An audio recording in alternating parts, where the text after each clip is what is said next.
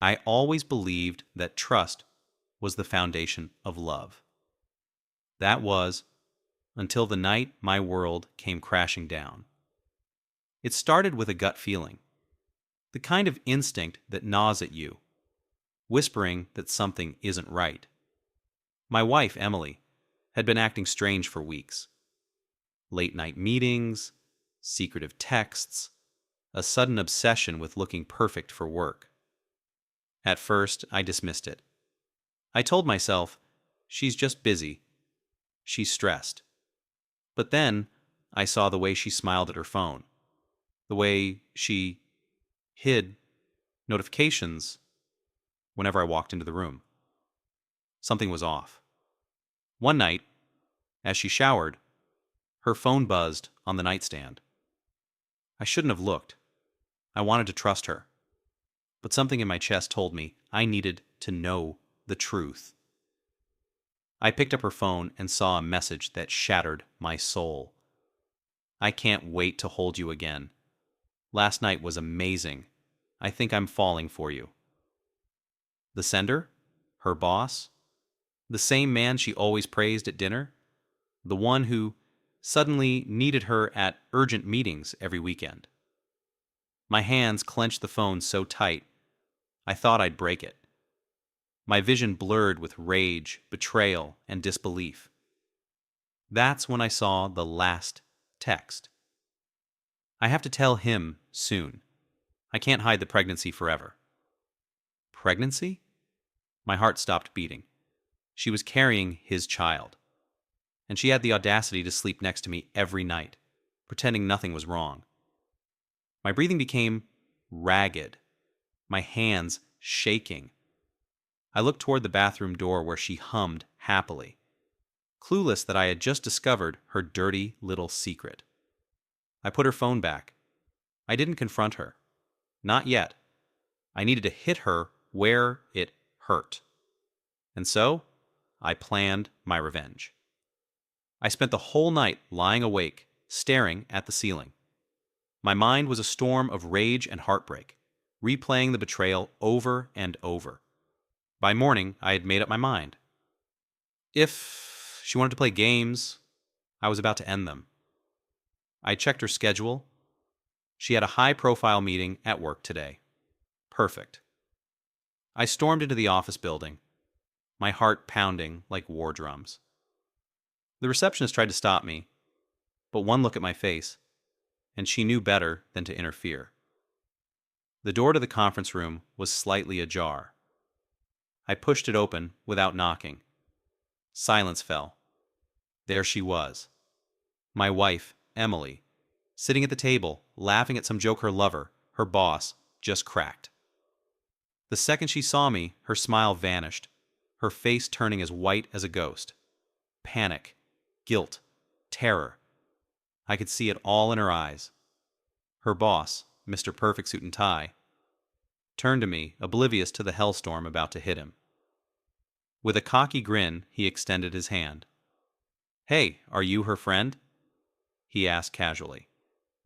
I let out a bitter chuckle. And then I snapped. In one swift motion, I grabbed his wrist and twisted it violently. He let out a yelp of pain, his smug smile wiping off in an instant. "No, you idiot," I snarled. "I'm her husband.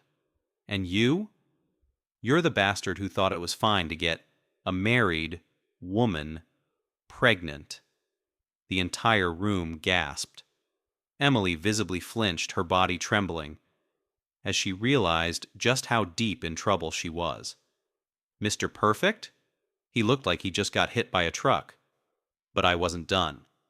With a clenched fist, I drove my knuckles straight into his jaw, sending him sprawling to the ground. His teeth hit the floor with a sickening clatter. Gasps, horrified stares. No one dared move. I turned to Emily, who was now shaking like a leaf in a storm. I pulled off my wedding ring and threw it straight at her chest. It hit her before tumbling to the ground, just like our marriage. "You want him? You got him. Enjoy raising your affair baby alone." I didn't wait for her to cry, beg, or make excuses. I walked out, leaving her world in ruins. But the nightmare? It was far from over.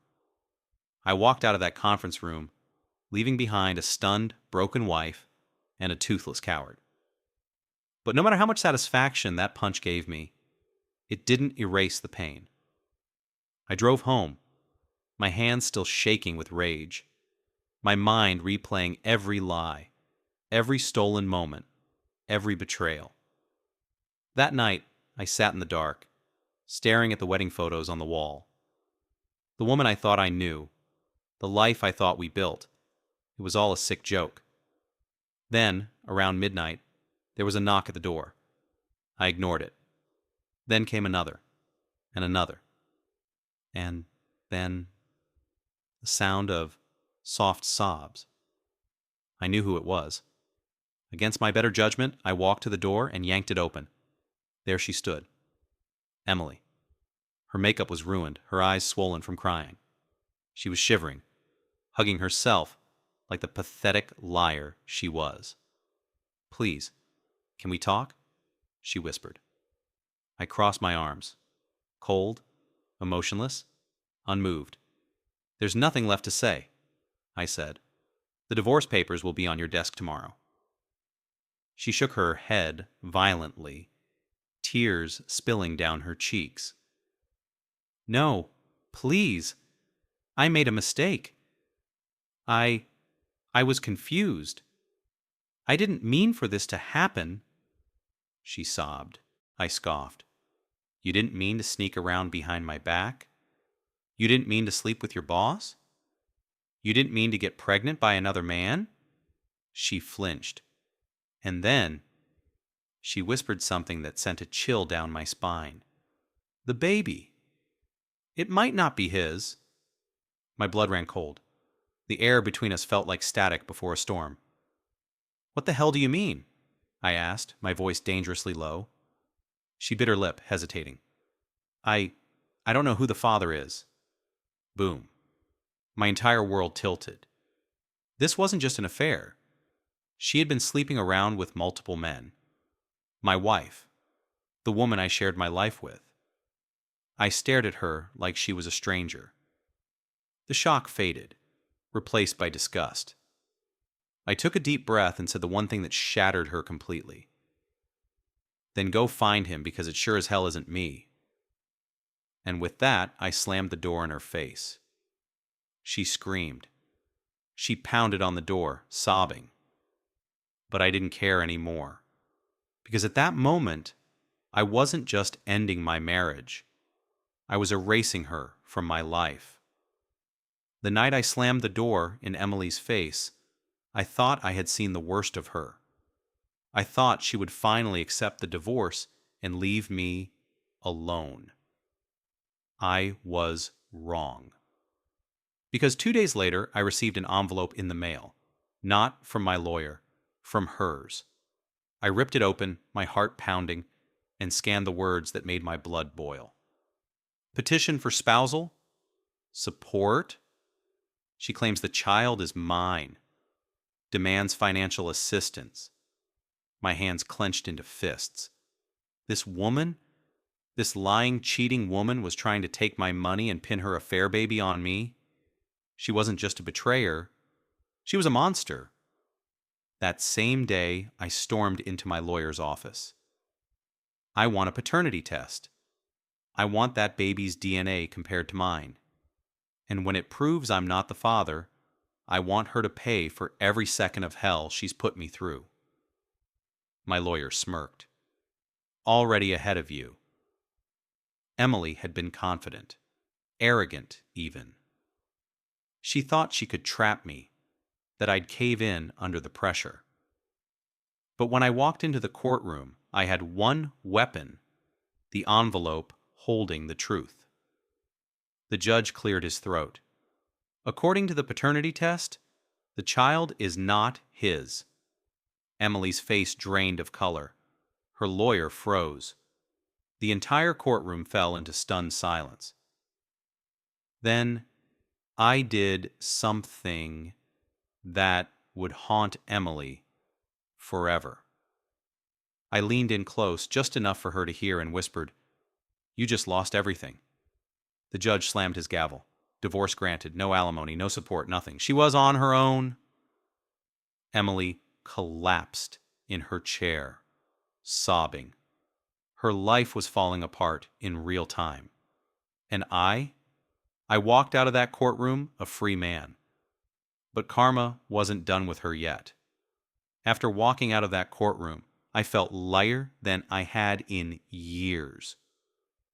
The weight of betrayal, heartbreak, and lies had finally been lifted off my shoulders. But for Emily, her nightmare was just beginning. A week after the divorce was finalized, I got a call from an old friend who worked at her office. "Dude, you won't believe this. Her boss dumped her." I leaned back in my chair, smirking. Let me guess. He didn't want to play daddy? Bingo. Turns out, after your little stunt at the meeting, his wife found out about the affair. She took half his money, the house, and full custody of their kids. So, what happened to Emily? Fired.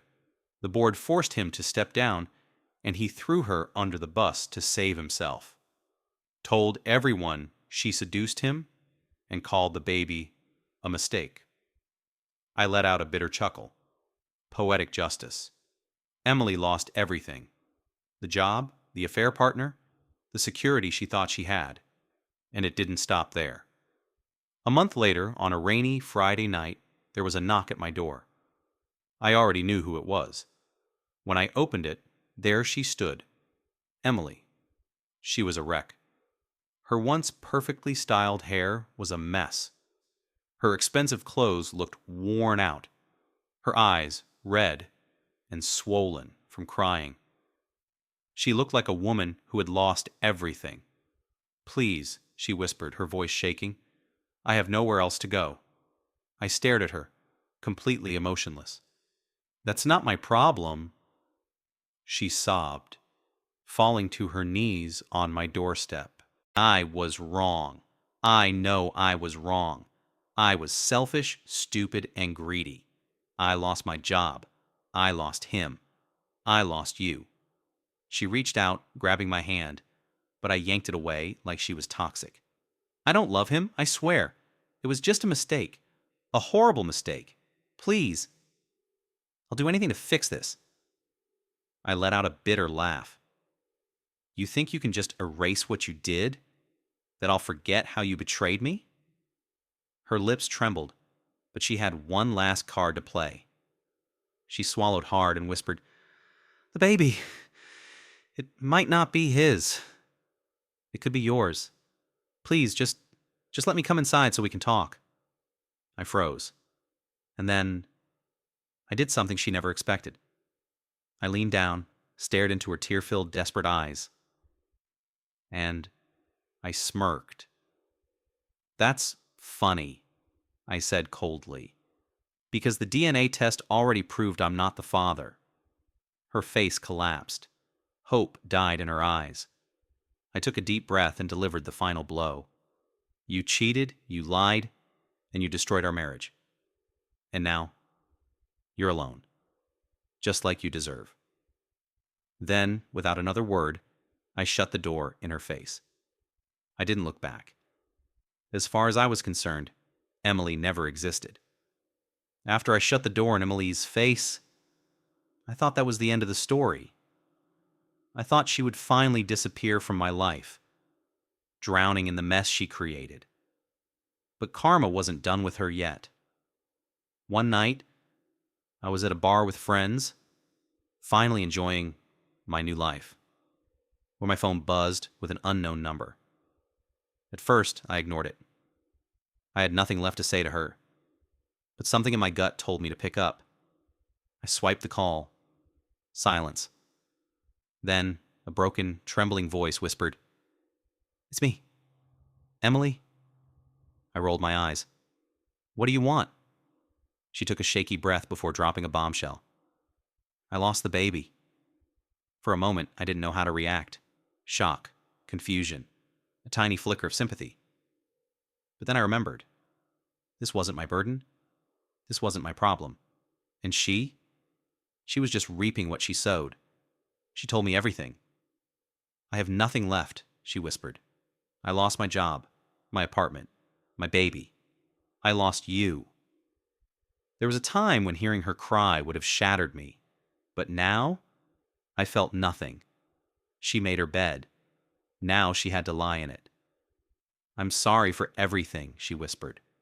I wish I could take it all back. I let out a small chuckle. Yeah? Well, too bad. Life doesn't work that way. A long silence. Then, for the first time, Emily accepted reality. Goodbye, she whispered. And just like that, she was gone. Forever. It's been a year since I walked out of that courtroom. A free man. A lot has changed. No more anger. No more pain.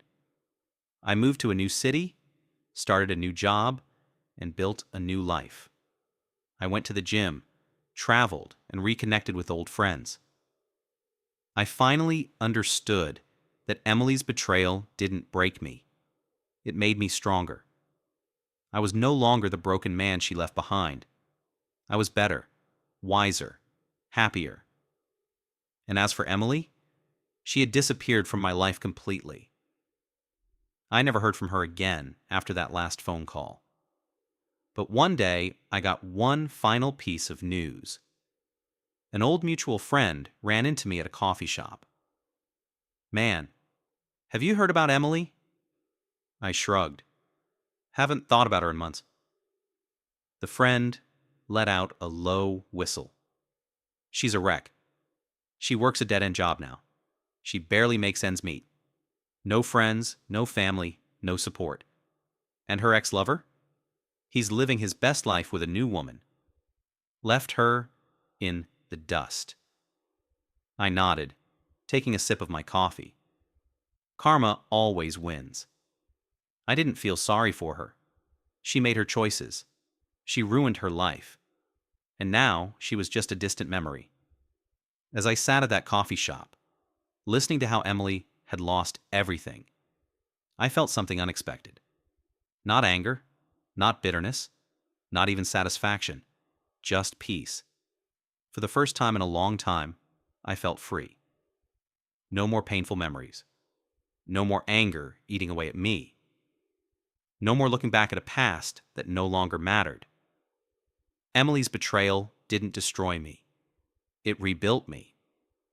I walked away stronger, with lessons I would never forget. Never ignore your gut feeling. Never let betrayal define you. Never waste your energy on people who don't deserve it. I had wasted enough time on the past. Now, I was ready for the future. I paid for my coffee, stepped outside, and took a deep breath. The sun was shining. The world was waiting. And for the first time in a long time, I was excited to see what came next.